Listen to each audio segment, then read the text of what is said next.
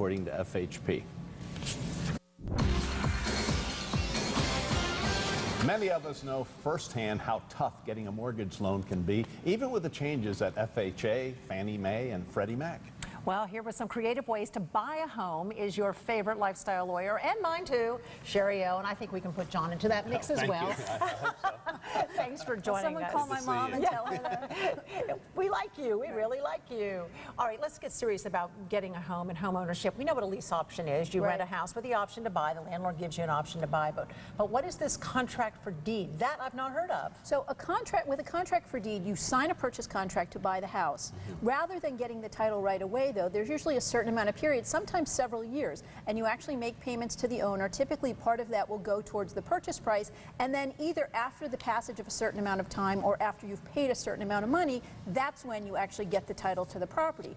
The thing is that a contract for deed and a lease option are both traditional tools that are being used more often now because people need help getting mortgage loans. So they both give you time to save a down payment, fix your credit, and qualify for a loan. The big difference now, though, you guys, is that there are actually private Wall Street companies and funds that are doing lease options now. So we know that a lot of these Wall Street funds bought residential homes and were renting them out, these scattered residential properties. Now they're getting into the business of renting your property with an option to buy it. So we want folks to be careful about those option terms and understand what they're doing. And you work out all these details well ahead of time, right, initially? They're negotiated, just like the lease or the purchase. So what sort of things does a tenant buyer need to be aware of with a lease option? Well, with the option, you want to know how long the option period is. In other words, when it ends. You want to know if you're paying an option fee, is that going to go towards the purchase price or not? You want to know how much of your monthly lease payments, if any, go towards the purchase price. And also, when are you going to be able to do things like your inspections, your appraisals, and things like that? Do those have to be done up front when you move into the property, or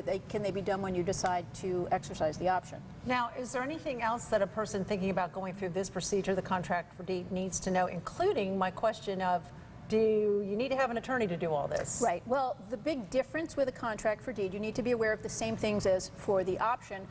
But the biggest difference is most contracts for deed actually last a longer period of time. So a lease is typically 1 or 2 or 3 years, and then the lease option's over.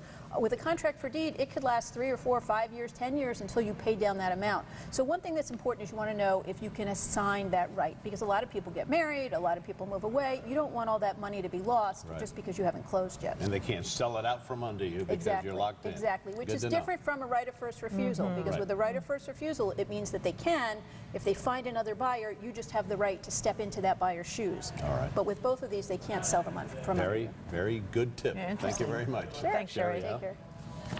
Well, hundreds of ESPN employees